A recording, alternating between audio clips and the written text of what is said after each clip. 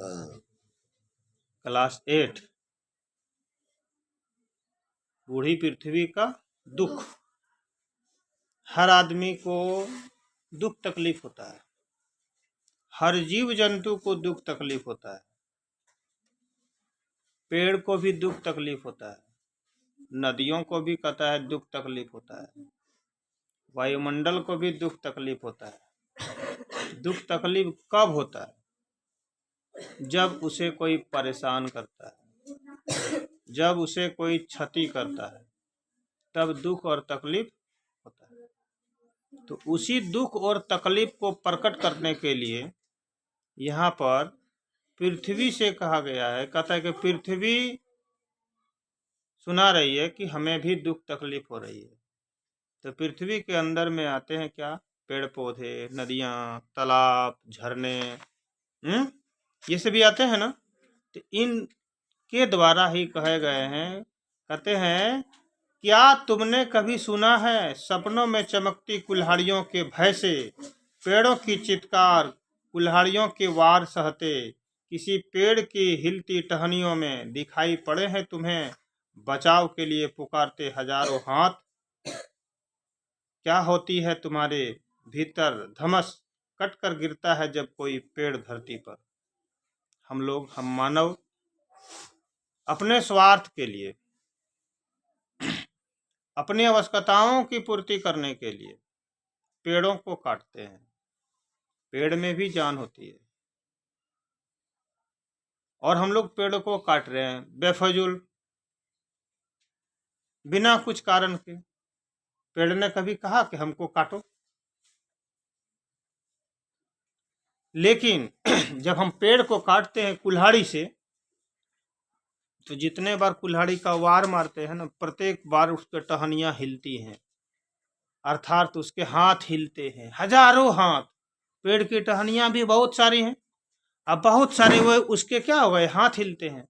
और वो हिलते हुए कहते हैं मत काटो हमें, हमारे ऊपर में भी जान होता है, हमें क्यों तकलीफ दे रहे हो, हमें क्यों काट रहे हो। लेकिन हम लोग उसका कोई सुनते नहीं। अगर किसी व्यक्ति को काटा जाएगा तो क्या करेगा? बचाओ बचाओ, हमको कोई काट रहा है, हमको मार रहा है, हमारी मौत होने वाली है, बचाओ। लोग बोलेगा ना, तो उसकी आवाज़ को हम लोग सुनेंगे और सुन करके हम लोग को हमारे ऊपर में दया आएगी। किसी किसी के ऊपर में दया आएगा और आकर के वो क्या करेगा? छोड़ देगा कि चलो हटाओ, नहीं मारते हैं इसको।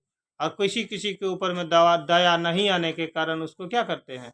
काट देते हैं, मार देते हैं, मर्डर कर देते हैं। देश दुनिया में बहुत सारा आदमी देखता होगा, चलते फिरते किसी को गोली मार दिया, चलते फिरते किसी को चाकू भोंक दिया, किसी का पेट में चाकू भोंक दिया, किसी को गोली मार दिया, किसी को ऐसे डंडे से मार के ख़त्म कर दिया। लेकिन आदमी तो बोलता है ना, हम लोग उसकी भाषा को समझते हैं, आदमी की भाषा को समझते हैं कि नहीं, वो बोल रहा है कि नहीं हमको मत मारो, हमको मत काटो। लेकिन पेड़ की भाषा को तो हम लोग नहीं समझ सकते हैं। वो तो इशारा करेगा, वो तो मुख भाषा में बोलेगा, अर्थात उसकी आवाज़ नहीं होगी। वो ऐसे भाषा का प्रयोग करते हैं जिसकी भाषा को हम लोग नहीं पहचानते हैं कि क्या कह रहे हैं, नहीं कह रहे हैं। तो कहता है जिस प्रकार कुल्हाड़ी से हम लोग काटते हैं पेड़ों को, तो काटने के दौरान पेड़ की टहनियाँ हिलती हैं और मानो हम लोगों को इशारा करती हैं, बचाओ बचाओ, हमको मत काटो, हम क्यों हमको काट रहे हो। और वह धम से गिर जाते हैं, काट के जब धम से गिर जाएगा पेड़ पृथ्वी पर, जब गिर जाते हैं तो हमें जोर से धम की आवाज़ सुनाई देती है, अब वह खत्म हो गया। उसी प्रकार दूसरा भी है यहाँ, सुना है कभी रात के सन्नाटे में, अंधेरे में मुंह ढांप किस कदर रोती है नदियाँ इस घाट अपने कपड़े और मवेशियों धोते।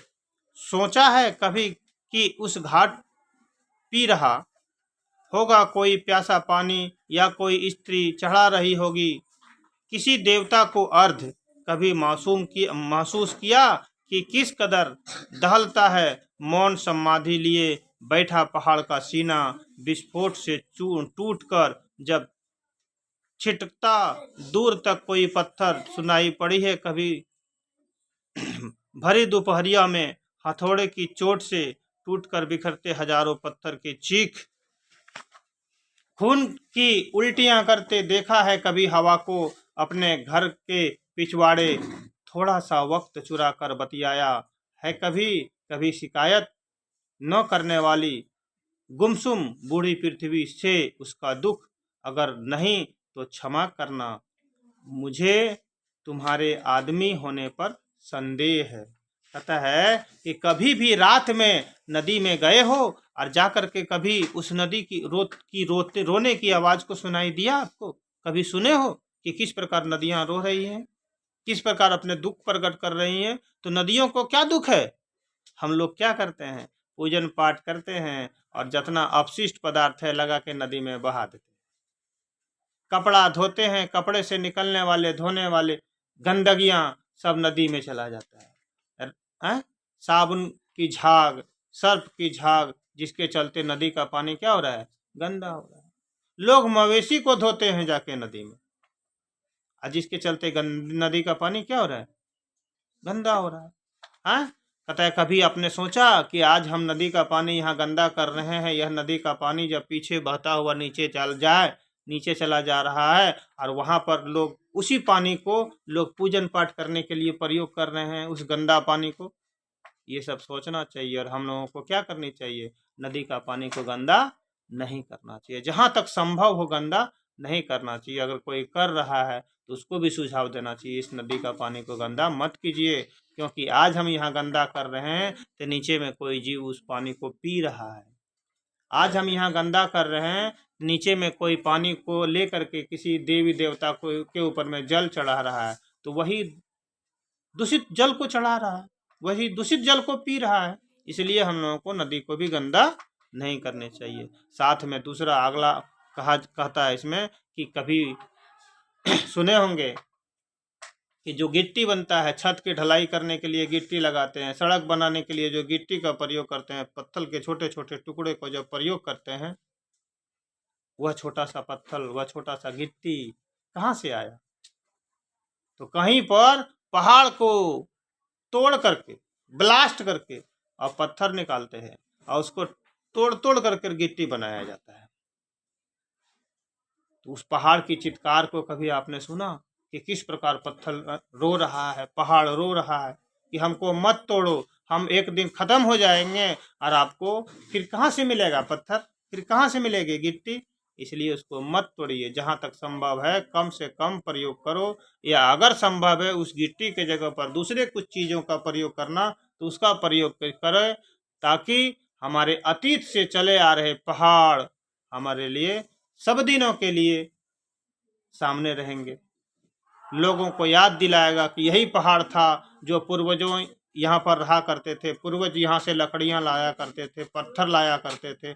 पहाड़ रहेगा तब तो जंगल बना रहेगा, इसलिए उसको मत तोड़ो। फिर नेक्स्ट कहता है कभी हवा को देखा है खून उल्टी करते हुए? तो हवा भी जो है वोमिटिंग कर रहा है, कौन चीज का? खून का। खून की उल्टियां कर रहा है, क्यों? क्योंकि हवा दुर्गंध हो रही है, हवा प्रदूषित हो रही है, और उस हवा को प्रदूषित करने के लिए कौन कौन कर रहा है? हम ही लोग कर रहे हैं। तो हम लोगों को भी हवा को प्रदूषित नहीं करना चाहिए। बहुत सारे कारण हैं जिसके चलते हवा हम प्रदूषित कर रहे हैं। लकड़ियां वाले चूल्हे जलाते हैं तो उससे निकलने वाला धुआं वायुमंडल को प्रदूषित करता है। ईंट का भाठा लगाता है तो वहां से निकलने वाले धुआं हवा को प्रदूषित कर रहा है। शमशान घाट में शव को, मुर्दे को जलाने जाते हैं तो वहां से निकलने वाले बदबूदार धुआं, एक तो पूरा धुआं और उसमें भी बदबूदार धुआं वायुमंडल को क्या कर रहा है? प्रदूषित कर रहा है। तो कवि कहते हैं इस प्रकार के अगर मानव है तो इस प्रकार के मानव को हम मानव नहीं कहेंगे, मानव का यह कार्य नहीं है। इस प्रकार के मानव को मानव नहीं कहेंगे, इस प्रकार मानव नहीं होना चाहिए। मानव के ऊपर में समझदारी होती है, उसको समझना चाहिए क्या हम गलत कर रहे हैं और क्या गलत नहीं कर रहे हैं। तो इस पाठ जो बूढ़ी पृथ्वी का दुख था, इसके कवि कौन है? निर्मला पुतुल। ये इस कविता को लिख करके हम लोग को सिखाया भी कि नहीं, जहाँ जहाँ से हम लोग प्रदूषित कर रहे हैं, पर्यावरण को प्रदूषित कर रहे हैं, नदियों को प्रदूषित कर रहे हैं, पहाड़ को तोड़ रहे हैं, वायुमंडल को प्रदूषित कर रहे हैं, हम लोग को ऐसा नहीं करना चाहिए, क्योंकि इसका परिणाम हम ही लोगों को भुगतना पड़ेगा। इसलिए सोच और समझ के साथ अपने दिनचर्या को आगे बढ़ाना है। जहाँ प्रदूषण होने वाला है वहाँ प्रदूषण को रोकना है जहाँ तक संभव है। कविता समझ में आ गया होगा? ठीक है।